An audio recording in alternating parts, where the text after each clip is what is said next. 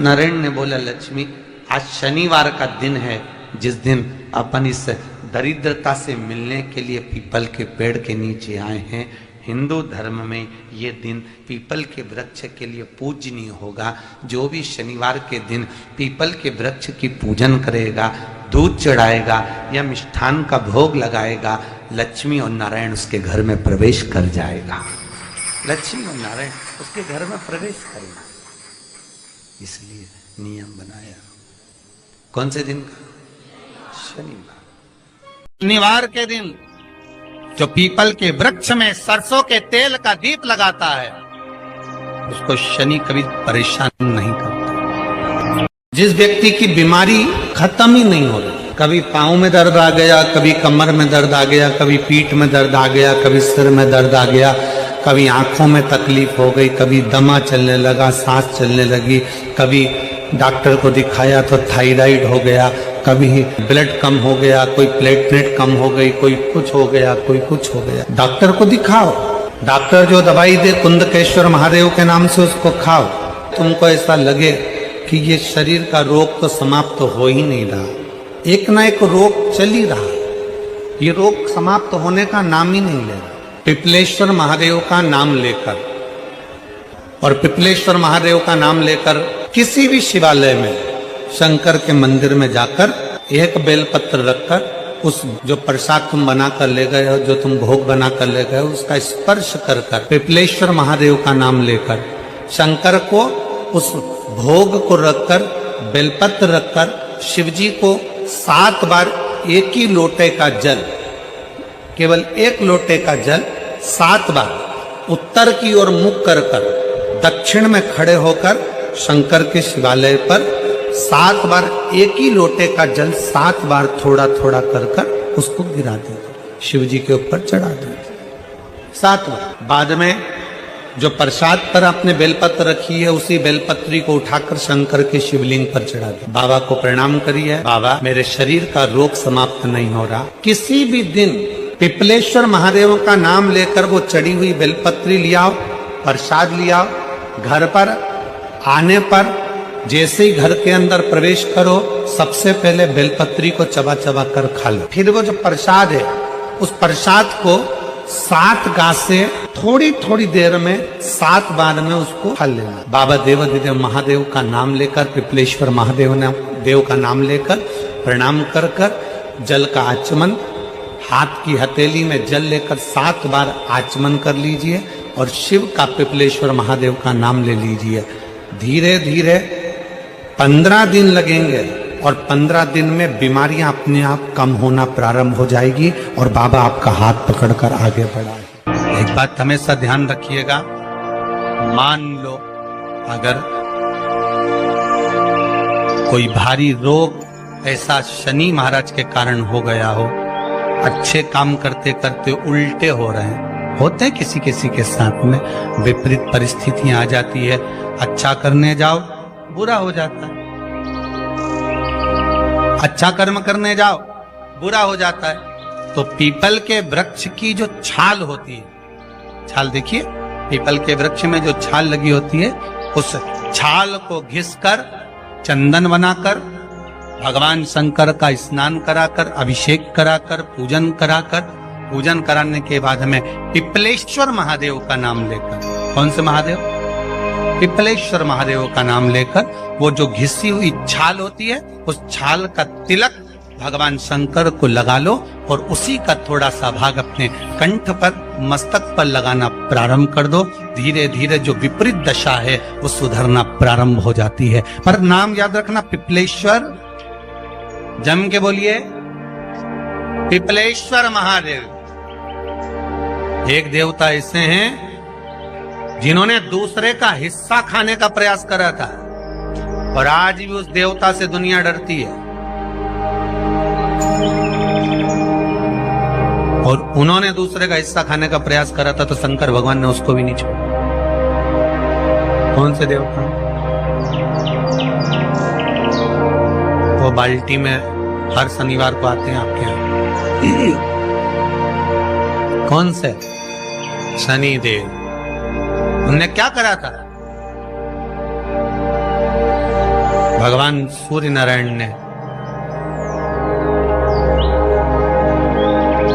अपने सारे पुत्रों को देखा, सारे पुत्रों,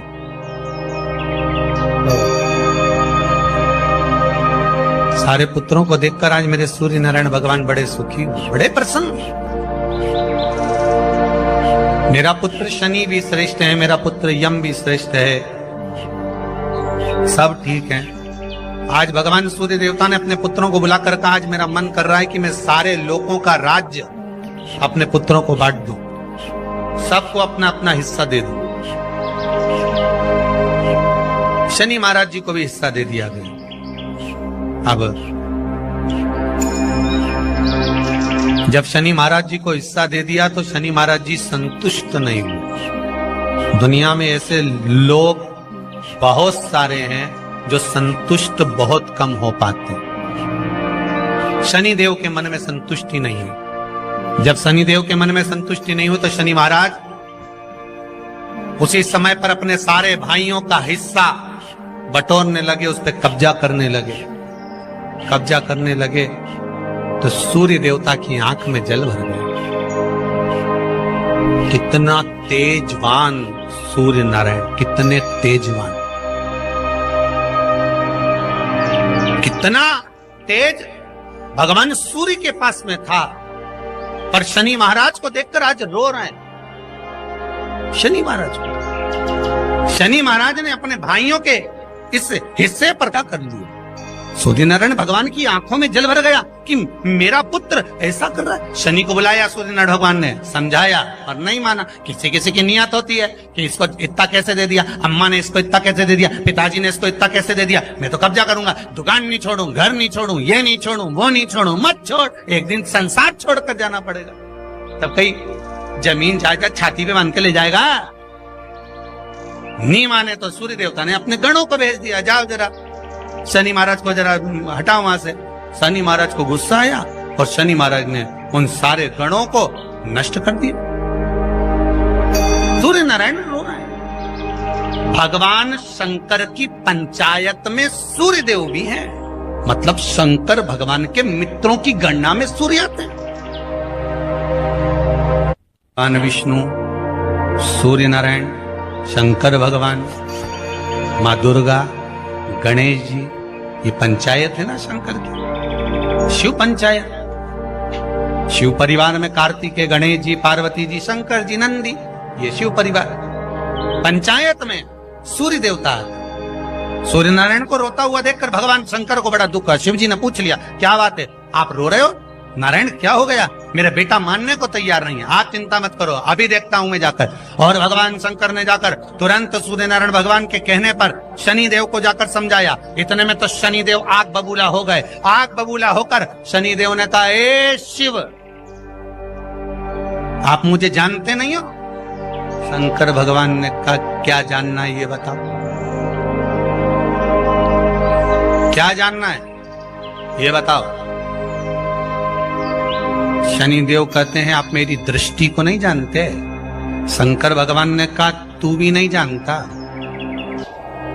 कि तेरी दृष्टि खराब कैसे हुई। तेरी दृष्टि को श्राप किसका लगा है तुझे नहीं मालूम क्या? शंकर भगवान ने जब समझाना चालू करा कि देख शनि देव, तुम तो कह रहे हो, तुम तो बोल रहे हो कि मेरी दृष्टि नहीं जानते। हम जानते हैं आपकी दृष्टि, मना नहीं है, जाना, पर आप नहीं जानते क्या? शिव जी जानते हैं। शिव जी ने कहा, मैं सब जानता हूं। आपका विवाह करा सूर्य देवता ने, आपकी पत्नी घर में आ गई, आप अपनी पत्नी को देखते तक नहीं थे, इसलिए आपकी धर्म पत्नी ने आपको श्राप दिया कि जिस पति ने मुझ पर दृष्टि नहीं डाली, मेरे वो पति की दृष्टि कुदृष्टि हो जाए, जिस पे डालेगा वो बर्बाद हो जाए। शनि महाराज ने कहा, आप मेरी पत्नी की याद मत दिलाओ। शंकर भगवान बोले, ए शनि, फिर समझा रहा हूं, हिस्सा छोड़ेगा कि नहीं छोड़ेगा? शनि बोले, नहीं छोड़ूंगा। शंकर भगवान ने उठाया, पीपल के पेड़ के नीचे ले गए और पीपल के पेड़ के नीचे शनि महाराज को उल्टा लटका दिया। 19 साल तक शनि महाराज को पीपल के पेड़ के नीचे शंकर जी ने लटका के रखा। अब बोल, 19 वर्ष तक शनि महाराज पीपल के वृक्ष में, पीपल की जड़ पर बंधे रहे, बोले ही नहीं, सीधे टंगे रहे। अब दूसरे का हिस्सा खाने वाले को जब शनि महाराज जैसे के लटका दिया भोलानाथ ने, तो तुम कहीं लगो रे लाइन में? मेरा विचार तो करो। 19 वर्ष तक शनि महाराज लटके रहे, तब 19 वर्ष नेत्र बंद कर कर शनि महाराज ने शंकर की आराधना करी कि दुनिया में कोई ऐसा नहीं जो मुझे उल्टा लटका दे, केवल एक यही है जिनने मुझे लटकाया है। तो 19 वर्ष तक तप करा तो शंकर जी प्रसन्न हो गए, धरनी को हटाकर पार्वती को लाए, साथ में आशीर्वाद दिया, शनि महाराज को खोला, वर मांगो तुम्हें क्या चाहिए, मांगो तुम्हें क्या चाहिए। शनि महाराज ने कहा मांगूंगा कुछ नहीं, आप वर दे दीजिए। शंकर जी ने कहा मैं तुम्हें दंड अधिकारी बनाता हूँ कि आप अच्छे और बुरे का दंड दोगे, आप अधिकारी बनकर बैठोगे, मेरा आशीर्वाद तुम्हारे साथ है। दंड अधिकारी। भगवान शंकर का एक अवतार है पिपलाद अवतार। पिपलाद अवतार। जब दधीचि ऋषि की अस्थियां चली गई, उनकी धर्मपत्नी सुवाच ने देखा मेरे पति को मार दिया गया, मेरे पति की अस्थियां ले गए राक्षसों का संहार करने के लिए, उनकी अस्थियां लेकर चले गए, मेरा पति चले गया। सुवाच गर्भ से थी, मरना चाहती थी, प्राण छोड़ना चाहती। शिव जी ने देखा ये तो अग्नि के ऊपर चढ़कर अपनी देह त्याग रही। शंकर भगवान ने आकर कहा रुक जा सुवाच, रुको, तुम्हारे गर्भ में बच्चा है, तुम्हारे गर्भ में बच्चा है, वो बच्चा मर जाएगा। अब इस बच्चे को जन्म देकर भी क्या करूं? नहीं पिता, तुम्हारे गर्भ में जो बच्चा है वो महाज्ञानी है, तुमने मुझसे प्रसाद के रूप में मांगा था, कहा था शिव जैसा पुत्र होना चाहिए, तो क्या तुम शंकर को नष्ट कर दोगे?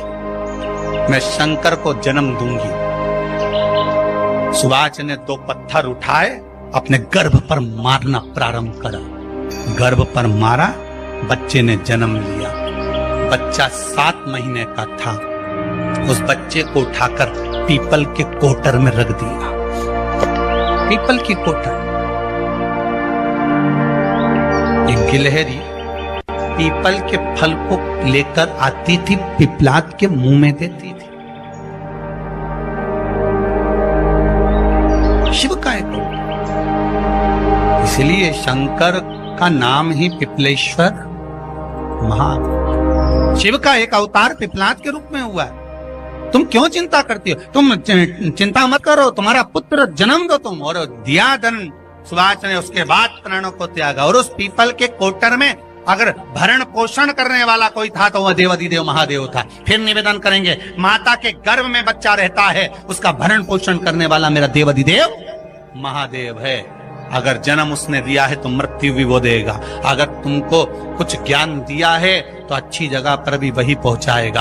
आप जो अभिलाषा लेकर आते हैं, बच्चे कहते हैं हमारी नौकरी नहीं है, सर्विस नहीं है, हम इस कॉलेज में पढ़ना चाहते हैं, हम इस जगह जाना चाहते हैं, हम इस पद पर जाना चाहते हैं, बस इतना याद रखना, तुम्हारा भाग्य बुरा नहीं होता। कभी भी याद रखना, संसार में जिसको भगवान ने जन्म दिया उसकी किस्मत कभी बेकार नहीं हो सकती। अगर भगवान तुम्हारी किस्मत बेकार होती तो जानवर बनाकर पैदा करता, इंसान बनाकर नहीं। किस्मत अच्छी थी इसलिए इंसान बनकर पैदा, जानवर बनाकर पैदा नहीं करा। अगर तुम्हारी किस्मत अच्छी थी इसलिए मनुष्य बनकर पैदा हुए हो, इंसान बनकर पैदा हुए हो, मानव बनकर पैदा हुए हो।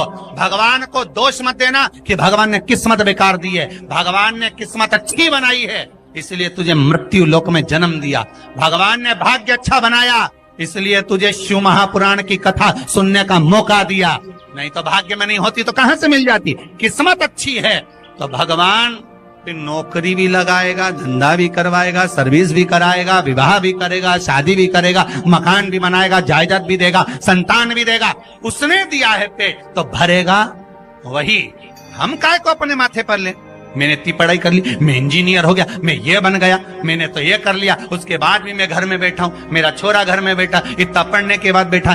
जन्म उसने दिया है, भाग्य उसका है, किस्मत उसकी है। तो कहो उसको कि शंकर का भजन कर, मंथन करे, मक्खन निकलेगा और घी भी जरूर बनेगा। धारणा मती जब तेरे 3.5 करोड़ बार गिनती मत करना, गिनती वो करेगा। तू तो भज, तू कुबेरेश्वर का स्मरण कर, तू महाकाल का स्मरण कर, तू काशी विश्वनाथ का स्मरण कर, तू महाकाल राजा का स्मरण करके तो देख, शिव का भजन कर। 1 लोटा पानी ले जाकर रोज चढ़ा शंकर जी के मंदिर में जा। शिव से भजन करने में क्या देरी, नहीं जा सकता शिव मंदिर में जाने में? बच्चों को अगर शर्म आती हो तो बेलपत्री के पेड़ के नीचे पानी चढ़ाया, वो भी नहीं कर सकता तो पीपल के पेड़ के नीचे चढ़ाया, वो भी नहीं कर सकता तो आंवले के पेड़ के नीचे चढ़ाया।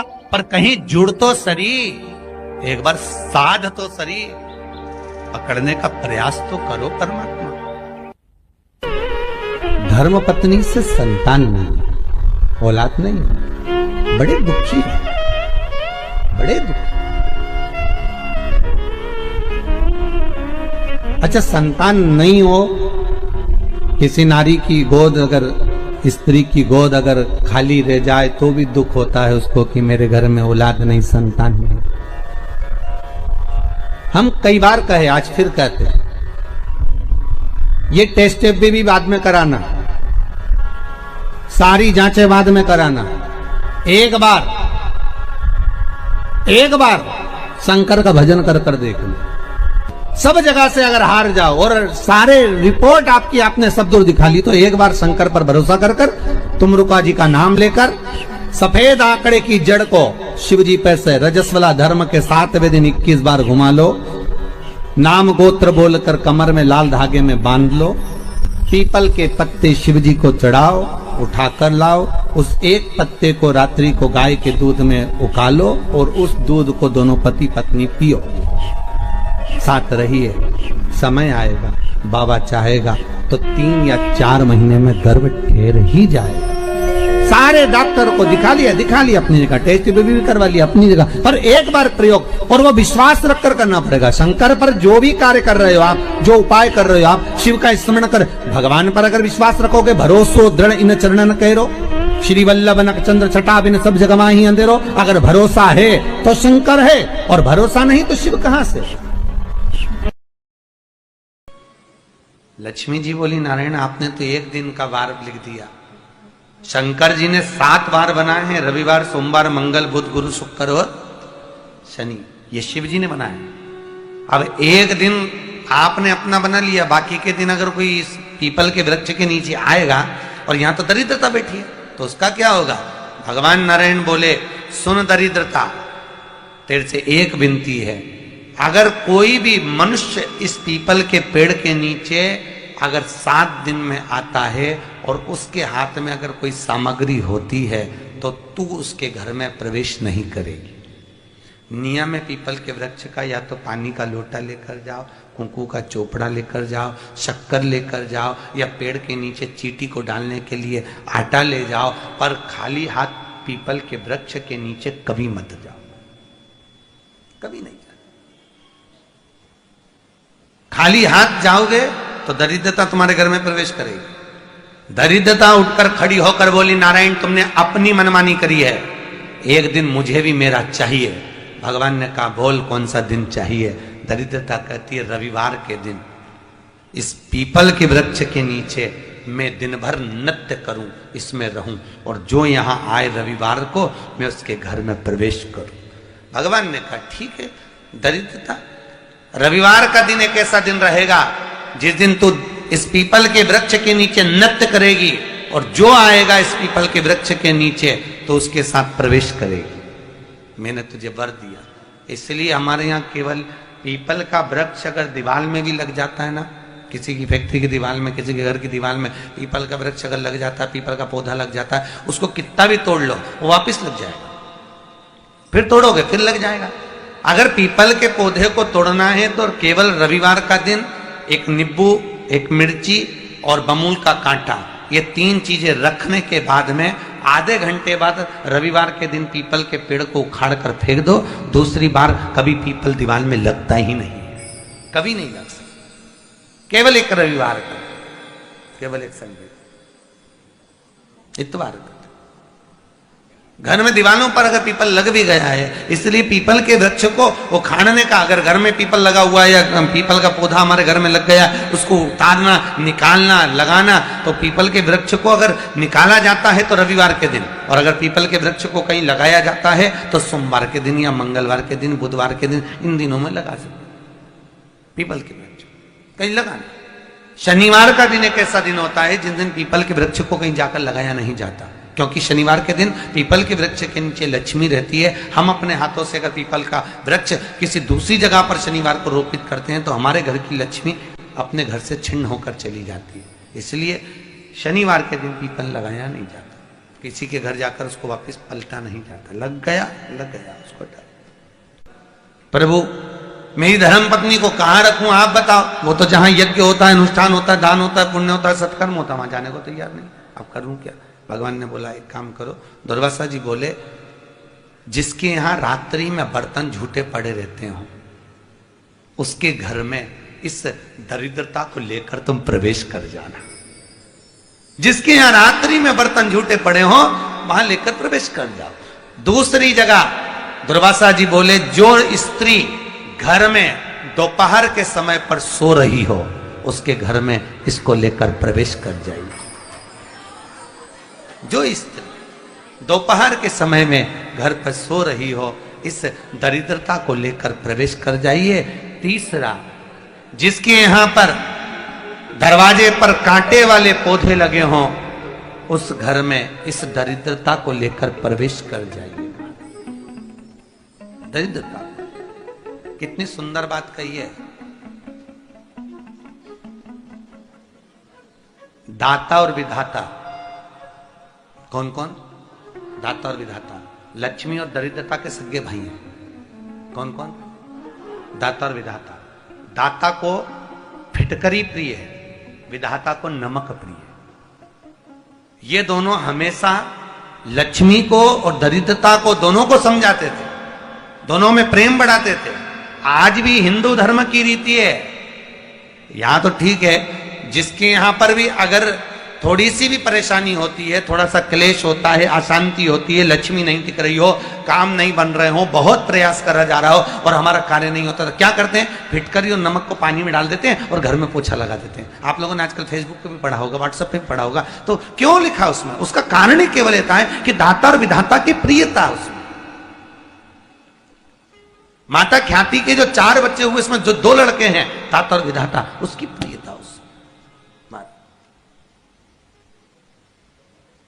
उसकी पूर्णता उस। अब दुर्वासा जी बोले अपनी धर्म पत्नी को वहां लेकर जहां कांटे